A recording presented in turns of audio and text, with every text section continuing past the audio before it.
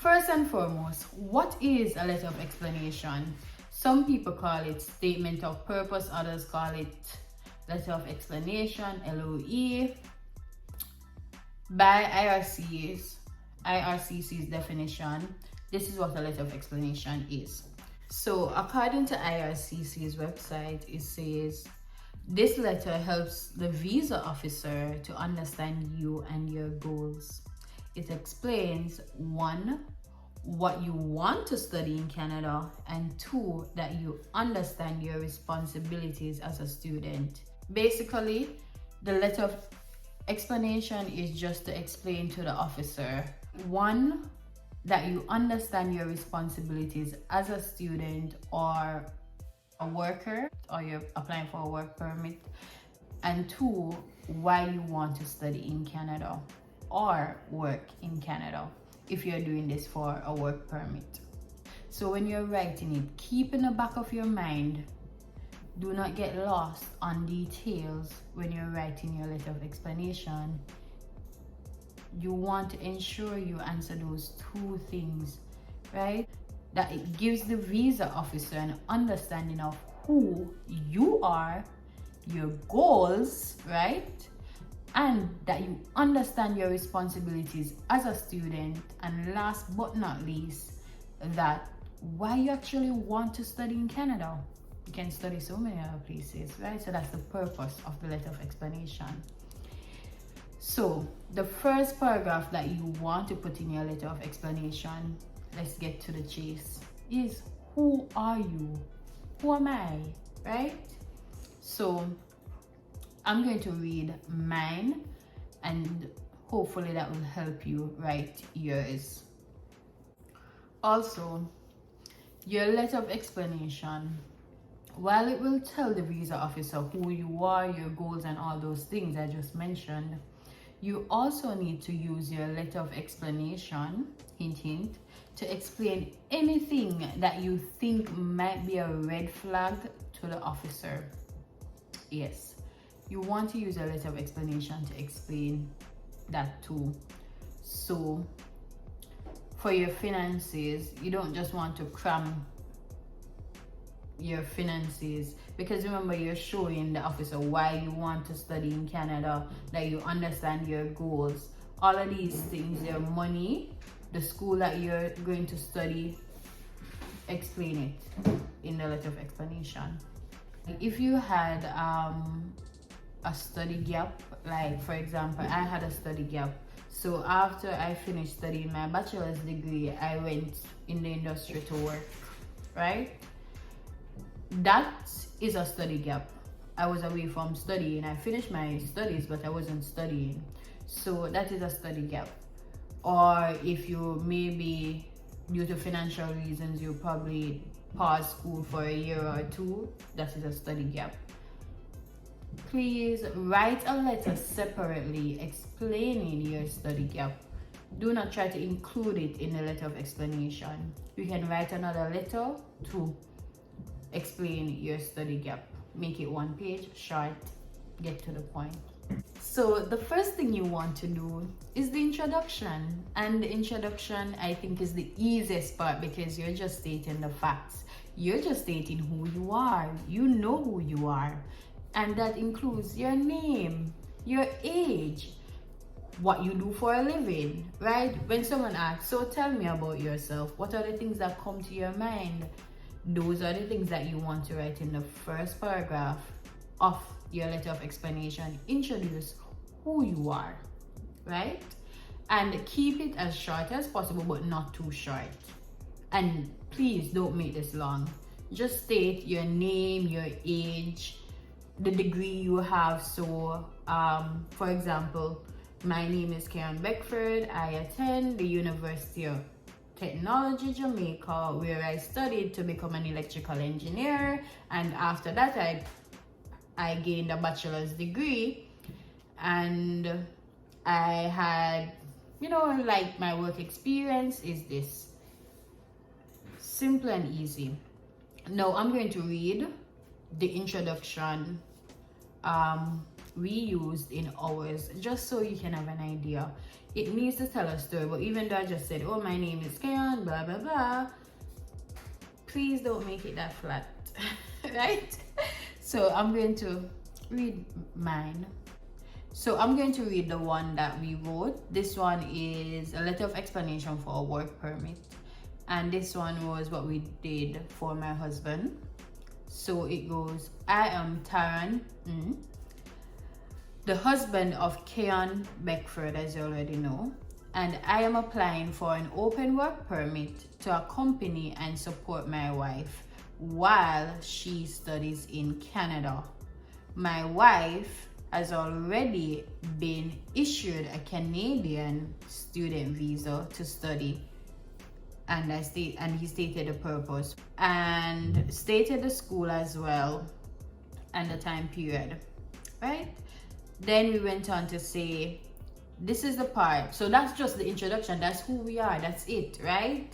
And then he went on to say, in this application, so in the introduction now, you want to be clear what to expect in the letter of explanation. You remember when you're doing a narrative piece, right?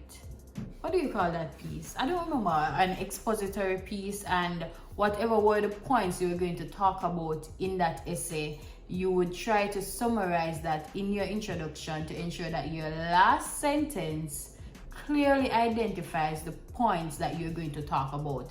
Similarly with the explanation, remember your high school days or your education previously, just use that. So in this part now, we explain clearly what will be in this letter of explanation, because you have to remember, the visa officer, they don't have time to be reading along. They want to know, get to the point, right? So introduction, I am so-and-so, wife of who applied for so-and-so. In your case, I am Tom or Jane, and I am applying for a student visa or a worker permit, and my wife already has stated the obviouses, state them, right?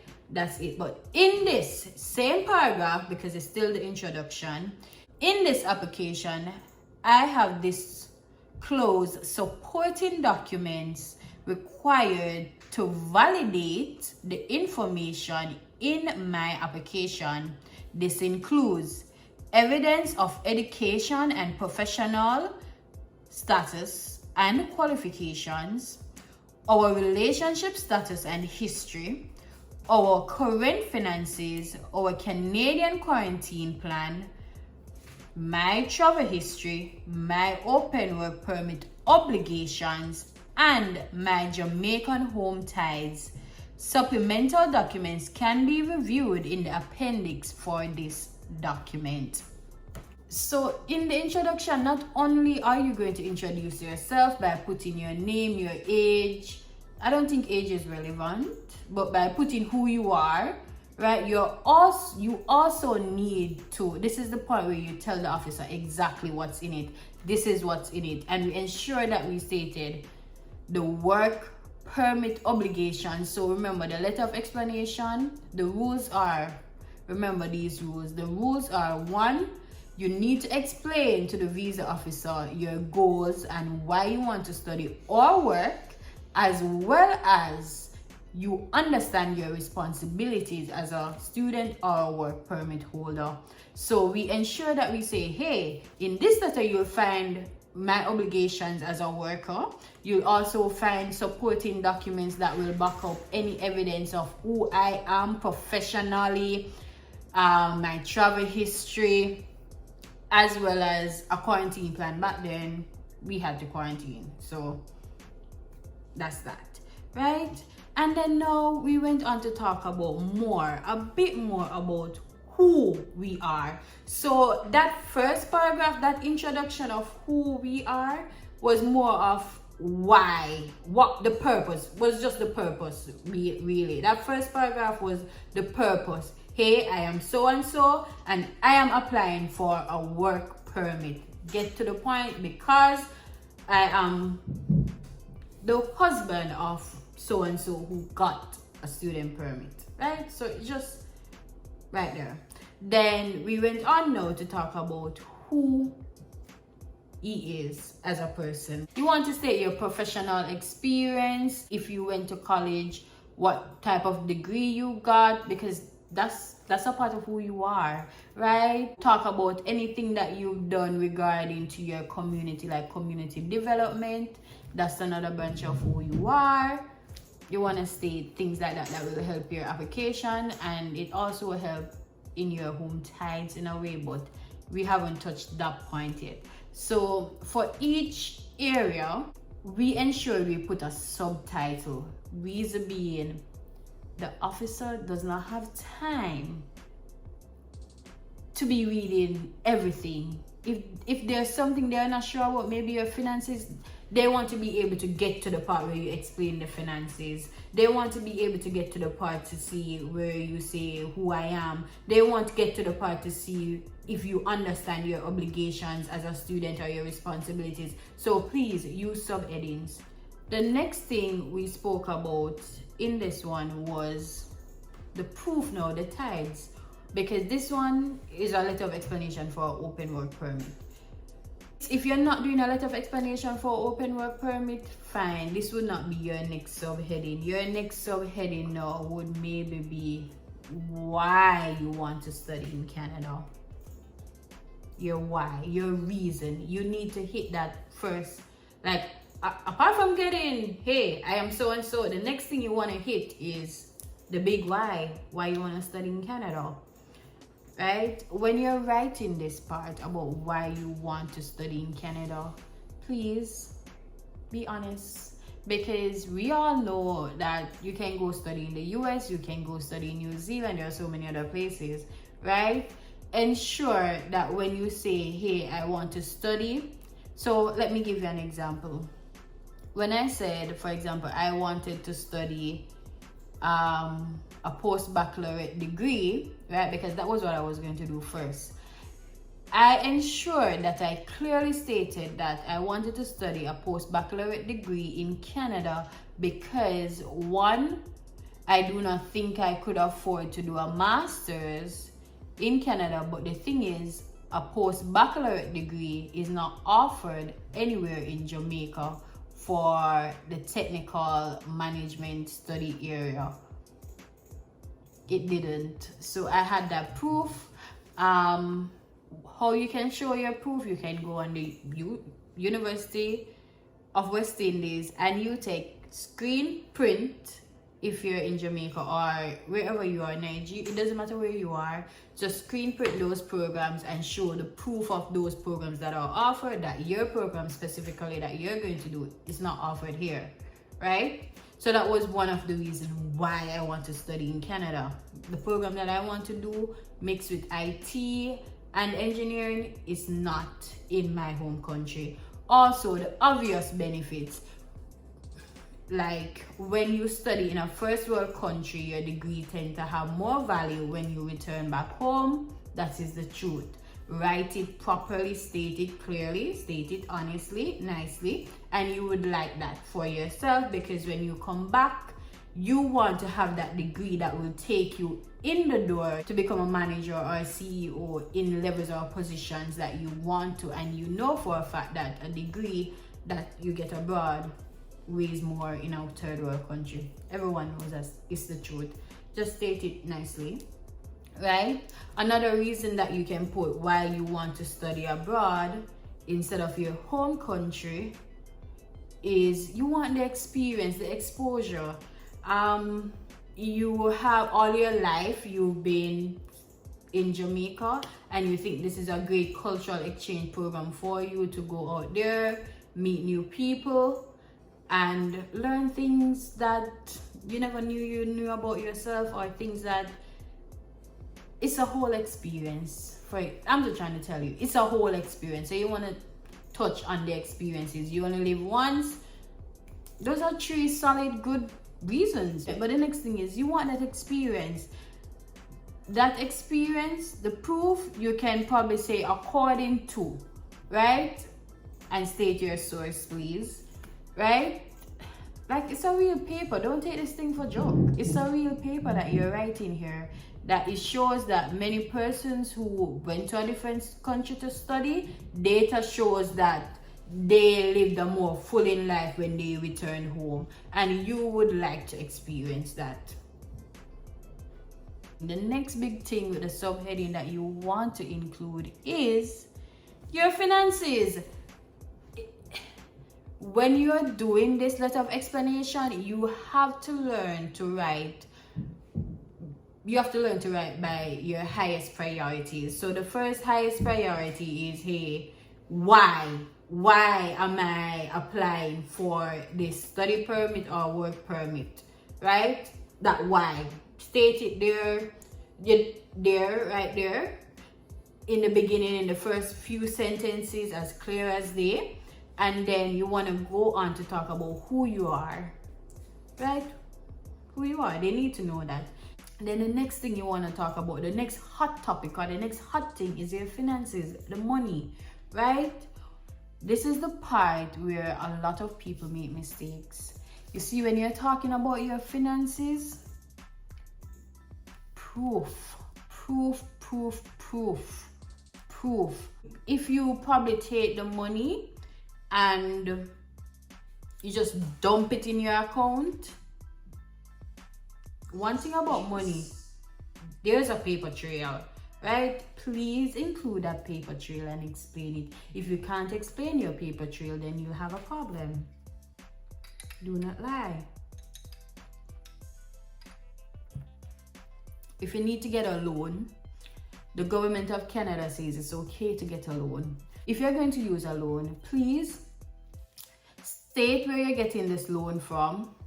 Include in your letter of explanation in the appendix area, right? You want to put a table, Excel table with all your finances, because if you're like me, all your money is not in one bank account. That's okay. So you just list them based on which account has the most, right? And then now you want to explain to them that, hey, this money in this bank account maybe came from a loan, right? And you want to include in your appendix area the loan agreement document that is signed by you and the bank, and ensure that it has the bank stamp on it, right? You want to include a picture of that or a sample of that in the appendix area, right? That's one.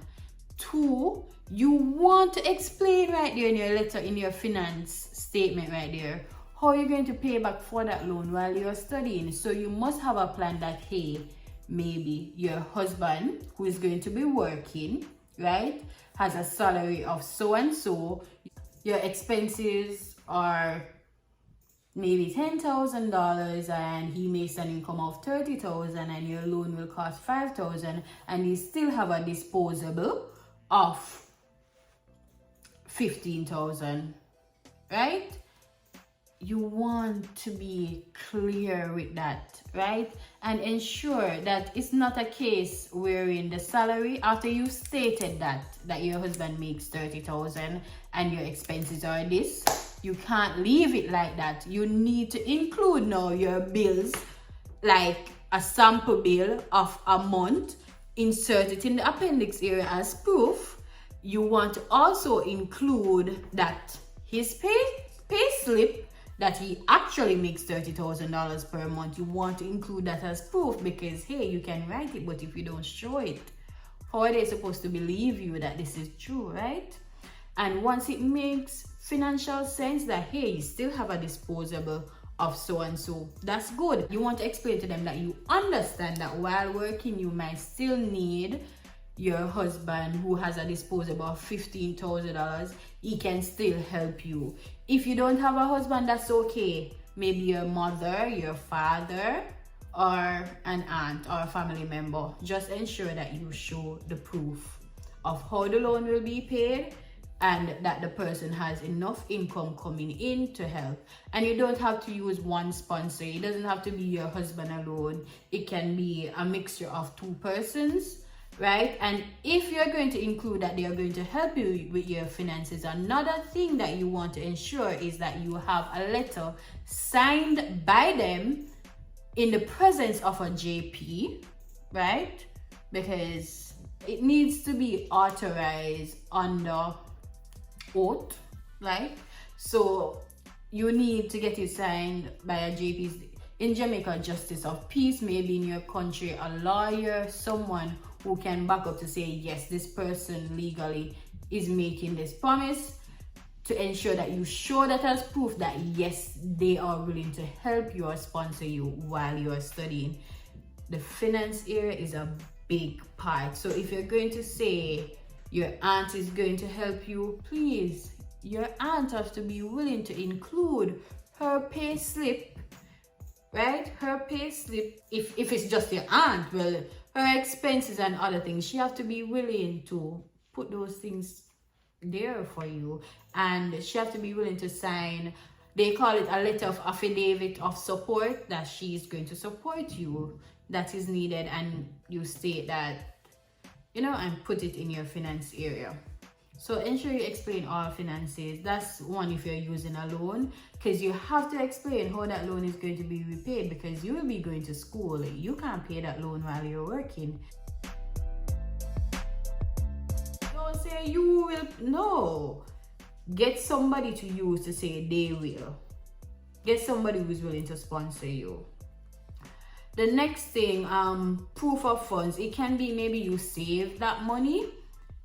You want to explain that, hey, show 3 months of your bank account, the statements, and you want to show that, hey, in line so and so, on this date from my statement, you can see that I've been making these payments. And please, when you're putting in all this information of as proof in the appendix area, don't make it hard that if the officer actually wants to go and look there, he can't find it, because that's red flag.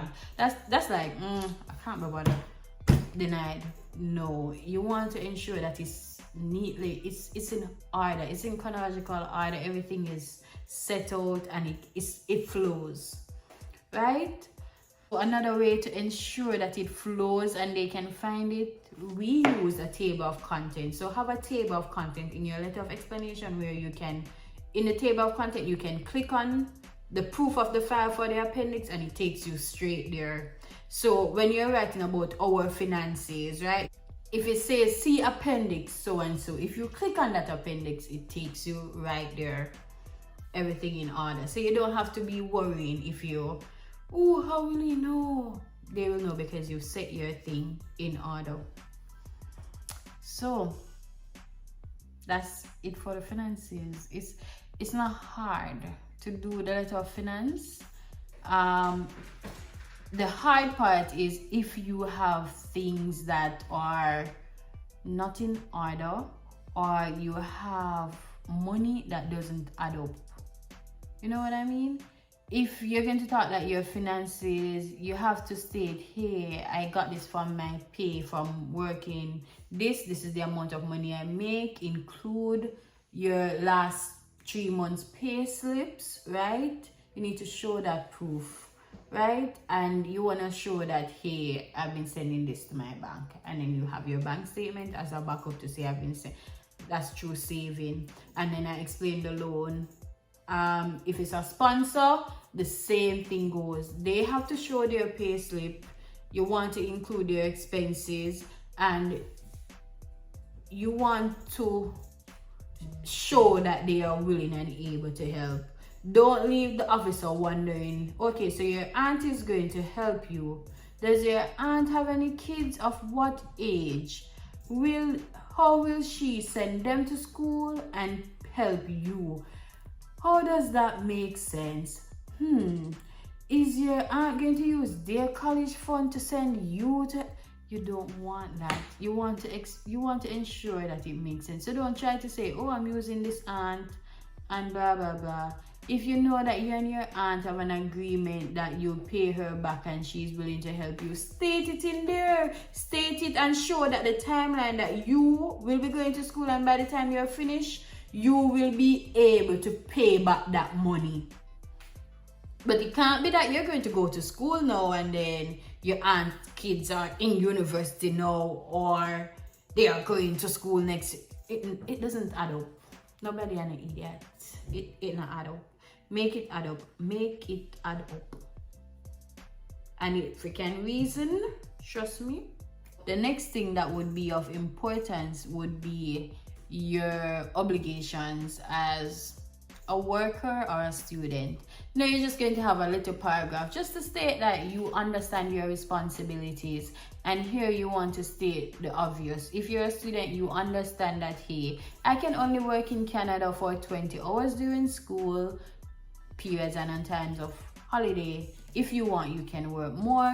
You need to state that you agree that you know that you should abide by all laws of the country while you are here. You also want to state the obvious, like things like, I understand my rules as a student. So for this part, you can go on IRCC's website and look at the rules or regulations that students are expected to abide by, or workers when they are on a study permit, and you can just state a few. The obvious is like, you understand that you will be abiding by all rules and laws of the country, and of course you can only work 20 hours, and you want to state the obvious, that you know that school is your main priority while you are here. So you will ensure that school is your main priority, and you will not get distracted with other things that might come your way. Your next subheading that you want to talk about, because these are things that people are denied for, your travel history. You want to have a heading for that. You want to touch every subheading that you think might be an issue. Like example, in our case, we didn't have anything that was a big woo, but if you do, you want to make that out somewhere there, right? You want to make that a subheading, and you want to talk about that and show evidence and proof about whatever situation or what went wrong. Some people have things that maybe they had a criminal record, yes. Highlight it and talk about it and why this happened. Get to the point, show proof, improvement, and move on. Maybe you have been denied a visa before. In travel history, this is where you want to talk about that. Why you were denied, explain that, right? You want to include that. Why you were denied from going to maybe the US, what happened, talk about it. Show proof, and if you made a mistake and it was your fault, explain that you understand that you were wrong and you take responsibility for whatever happened. Talk about it. So the next thing we talk about was our travel history. We didn't have any bad travel history. It was good. We've never been denied a visa. So we just talk about that, and we stated when we traveled, things like that. So yeah. The next thing is another big ticket item, your home tithes. This is one that many people are denied because they didn't explain their home tithes properly.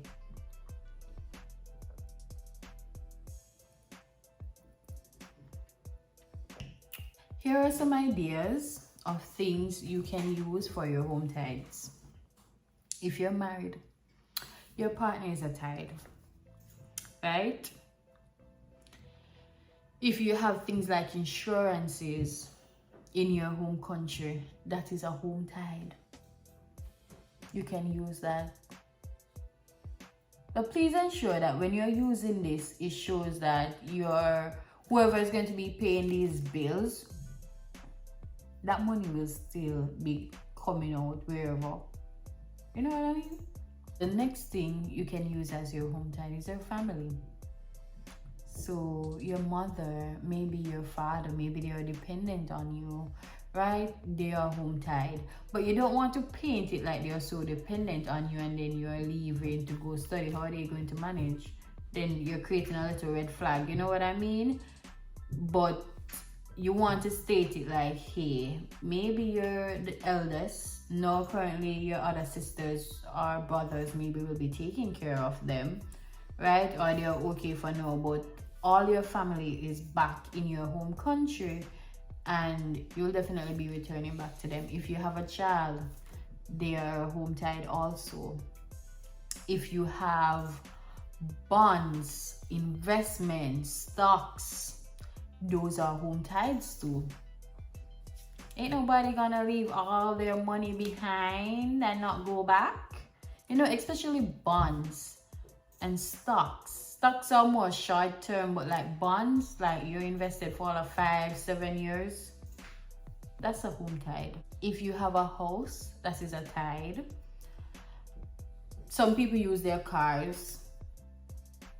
It is a tide, but it can be easily liquidated, but it is a tide too, right?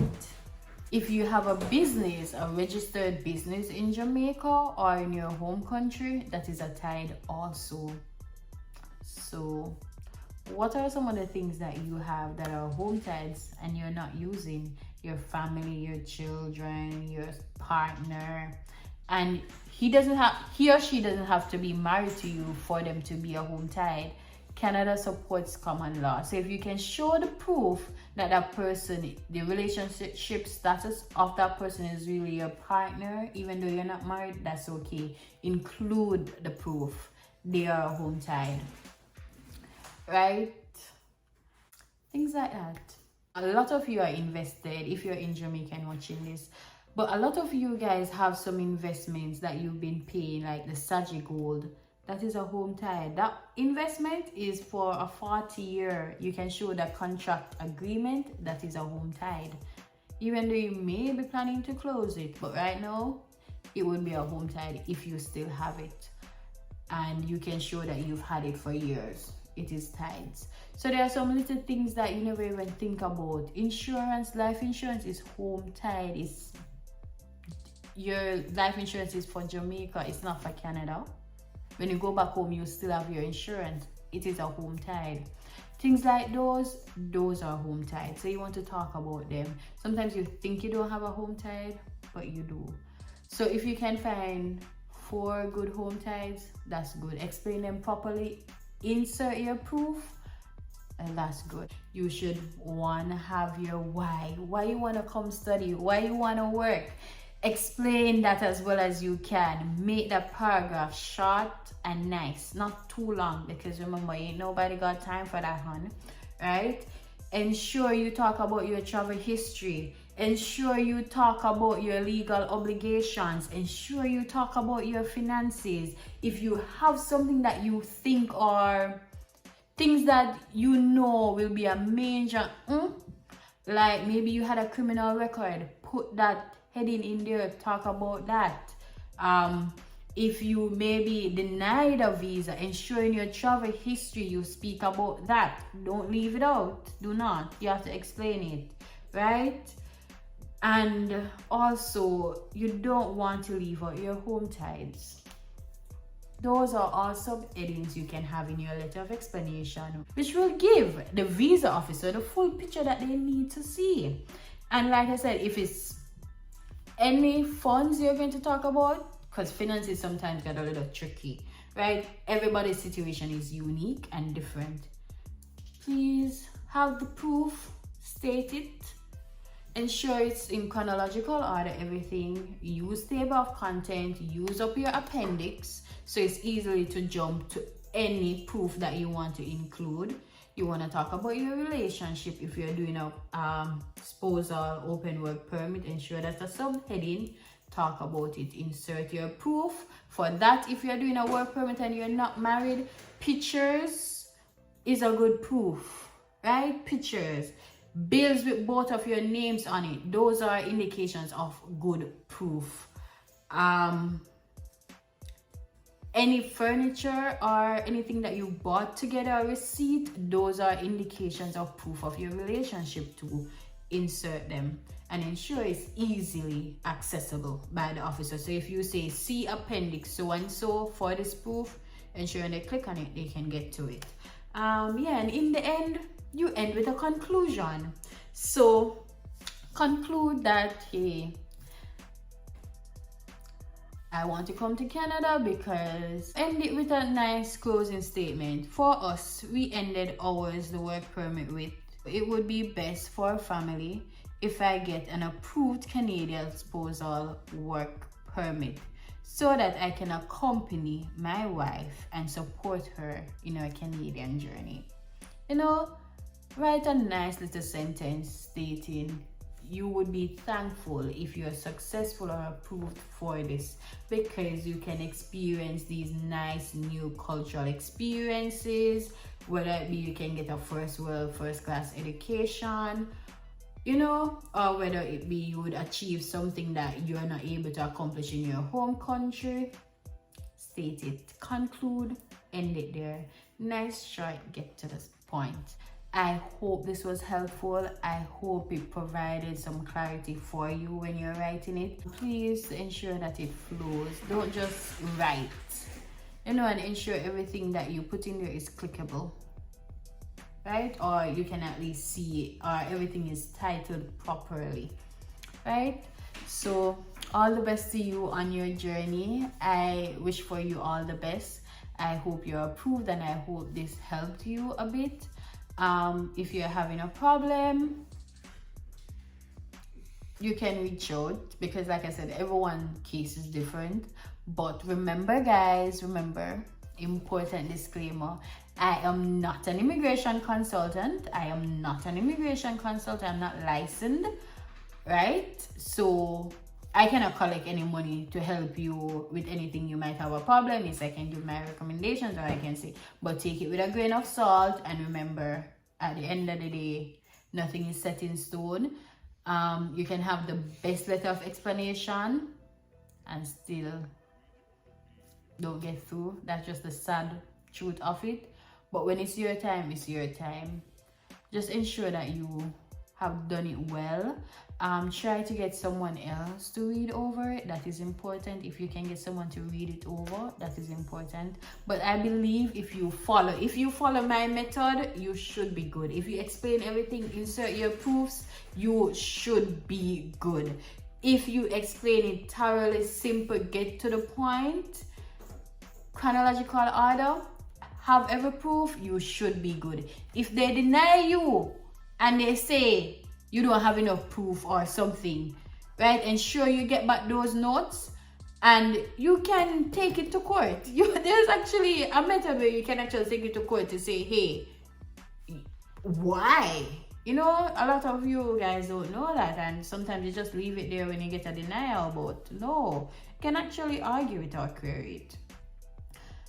And if that happens, get your notes and reapply. But this time when you're reapplying, ensuring, try to get the notes so you can see the specific reasons why they denied, instead of just the broad brush one that says not enough proof of funds or something like that. You know, and ensure that when you're going to reapply again, you give it enough time, please. Sometimes some of you get denied today, and because you hear Tom or Jane say, oh, I applied back next week and it worked out for me, you run to apply next week. This is your life. So you probably want to take some time to maybe work on that finances. Maybe you know for a fact that true, your finances were not there. You probably want to take some time to work on that. Don't just run again. When you give it time and then you go back, you stand a better chance of being successful. So I wanted to upload a sample of a letter of explanation. All the best to you on your journey. Thank you so much for stopping by and watching my video. And I wish you all the success, all the best, all the blessings, all the niceness. Yes, mwah. Thank you for watching. But before I go, let me read something from my book. For you today, I'm just gonna stop on a page. Just stop on a page. Like, yeah, just a blank page.